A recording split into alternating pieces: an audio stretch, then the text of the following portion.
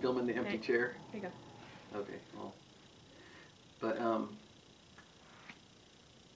I appreciate a strong word, and I hear strong words that unfold and make me see light, and then I hear strong words that just make it feel weird, you know.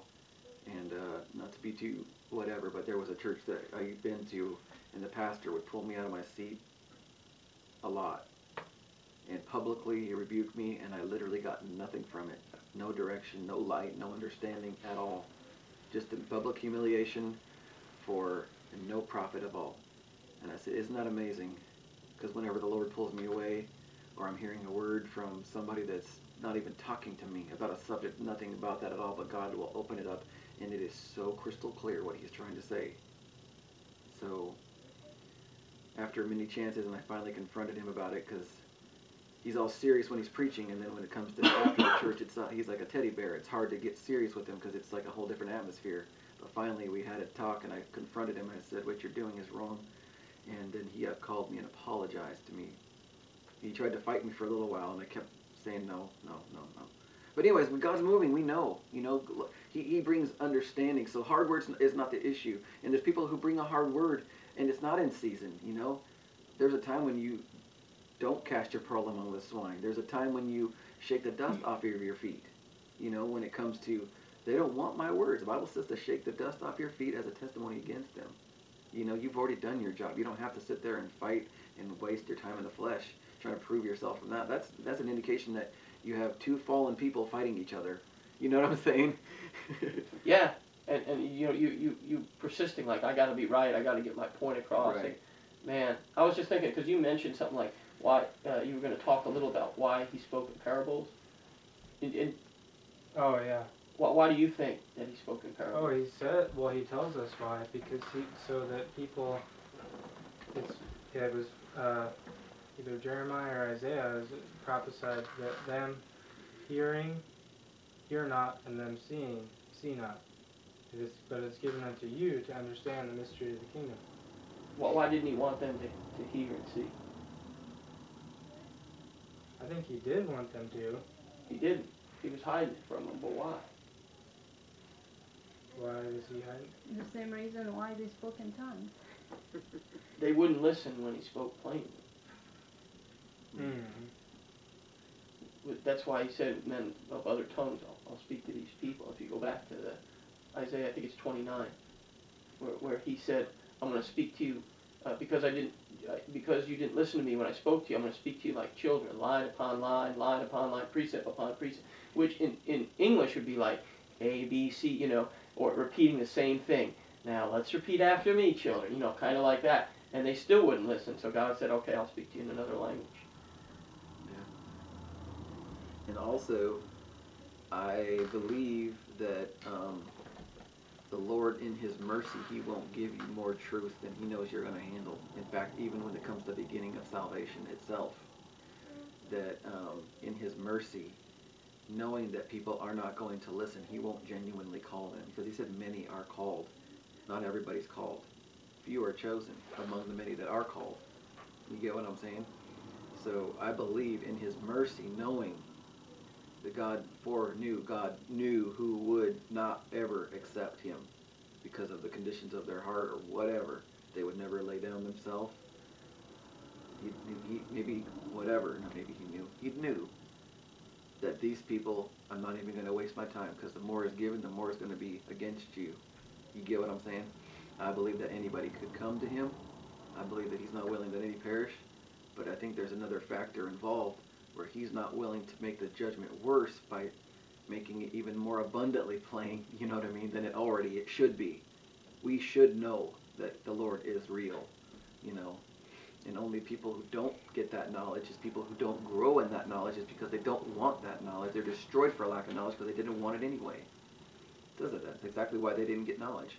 No one's destroyed because I just didn't, you know, they're destroyed because they didn't want it. God will supply for those that truly do want it. So many are called, few are chosen. That's what that's about.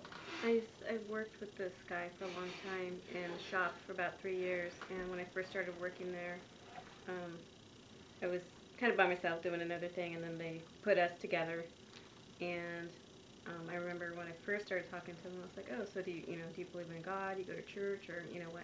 It's like, no, I don't believe there's a God and stuff like that. So like next year, we just always talk because we work together, so we're always talking about stuff. And so we started talking. I would once in a while bring something up when it's the right time, because it's not always the right timing because you're at work. Right. And so there's times and there's not times. So we started talking about a friend of his that he used to have, and his friend had passed away. He died in, I'm not sure exactly how, I think it was a car accident, and Oh man. he was in the hospital, and his parents went to go see him, and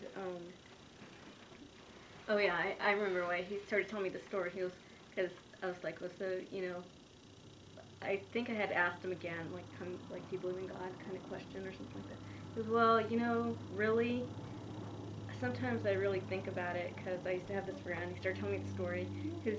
He was in the hospital, and right before he was going to die, or right before when he was dying, he started screaming and yelling and kicking his hands. I was like, no, don't take me, don't take me. Don't take me. Yeah. To who? The guy that was dying, he Yeah. obviously But thinks who that- was going to take him?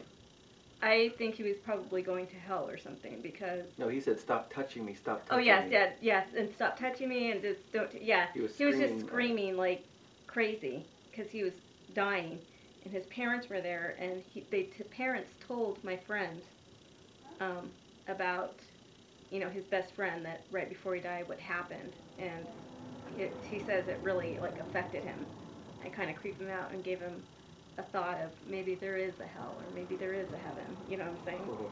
And so... Do you hear that? That Do you is understand the so- story? You Yeah. get what I'm saying? Yeah. Yeah, I understand what you're saying. I've heard stories of people like that yeah, who were atheists or didn't believe the whole life, and then on their deathbed, they're like, "Can't you see the demon at the edge of my bed?" right. Or stuff like, "Don't, like what you said, Yeah. don't touch me," or "Don't, Yeah. get them away from me." Right.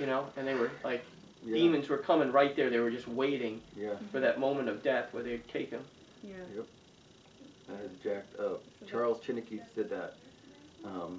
Charles Chinnicky's mom, right? Is that what it was? Right. Oh, no, it was, Rivera. Oh, Alberto Rivera. Oh, okay. Go. Thanks, man. Cover. God bless you. Thanks. Yeah, Thanks later. for sharing and all that. Blessings, and Coming thank out. you for sharing. Appreciate it. Hi. Thank you. Guess he couldn't take the heat, huh? No, I was kidding. Take I got care. an appointment. Later, bud. Okay. Get some fresh air, buddy. No, I was kidding. But Alberto Rivera got to watch his mom die and go to hell, screaming the same way, and he said it was the worst thing he's ever seen. And that is a huge part of his ministry. You know what I'm saying? And it's still, because of the brainwashing and the conditioning of false religion, it still took him so many years to finally get out of that Yeah. and fight against it, right? Yeah. Just unbelievable. Religion is so powerful. It's hard for people to change their mind even when you even see it, you know? That's... There's a video that you can get on the internet about like this guy, not near-death experience, real Hell and death back. experiences. It might have been. It was a doctor. Yeah. And I can't Rawlings. remember. What's Dr. that? Rawlings, yeah. I think that's the guy's name, but he wrote a book on this, and